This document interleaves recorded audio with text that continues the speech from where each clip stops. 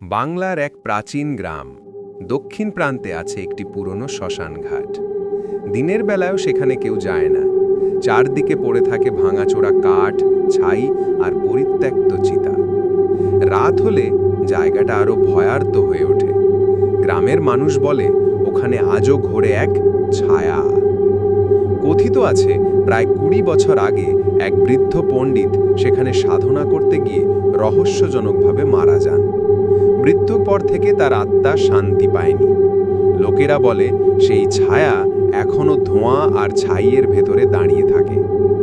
মধ্যরাত হলেই শোনা যায় শঙ্খ বাজছে, বাতাসে ছড়িয়ে পড়ে জ্বলে যাওয়া কাঠ আর ধূপের গন্ধ। অনেকেই বলে মনে হয় যেন কেউ মন্ত্র পড়ছে।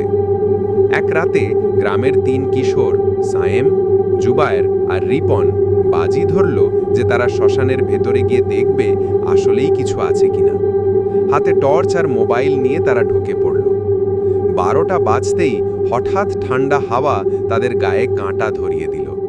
টর্চের আলো বারবার নিভে যাচ্ছিল। হঠাৎ তারা স্পষ্ট শুনতে পেল ওম ওম, কারোর গম্ভীর মন্ত্রোচ্চারণ।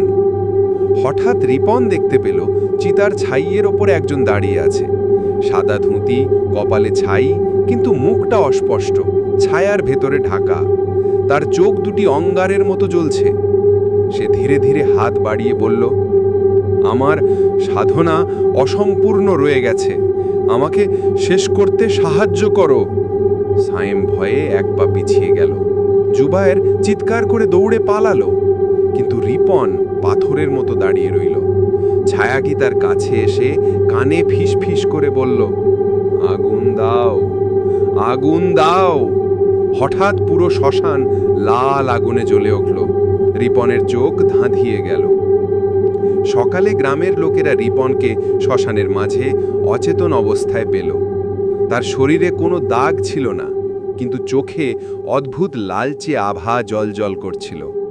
সেদিন থেকে রিপন আর আগের মতো নেই।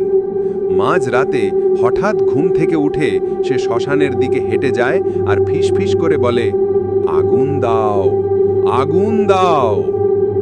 আজও গ্রামের মানুষ রাত হলে শ্মশানের রাস্তা এড়িয়ে চলে যায়, আর সেই নাম এখনো চারদিকে শোনা যায়, শ্মশানের ছায়া।